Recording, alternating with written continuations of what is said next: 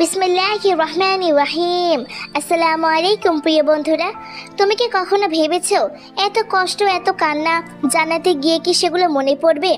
রাসূল সাল্লাল্লাহু আলাইহি সাল্লাম আমাদের এমন এক আশার কথা শুনিয়েছেন, একজন মানুষকে জান্নাতে মাত্র একবার ডুবিয়ে নেওয়া হবে, তারপর তাকে জিজ্ঞেস করা হবে তুমি কি কখনো কষ্ট দেখেছো? সে বলবে আল্লাহর কসম আমি কোনো কষ্টই দেখিনি। সহিহ মুসলিম। ভাবো একবার, যে কান্না রাতে বালিশ ভিজিয়েছে, যে কষ্ট কাউকে বলা যায়নি, যে ধৈর্য মানুষকে দেখেনি, এখন জান্নাতে পৌঁছালে সেগুলোর কোনো স্মৃতি থাকবে না।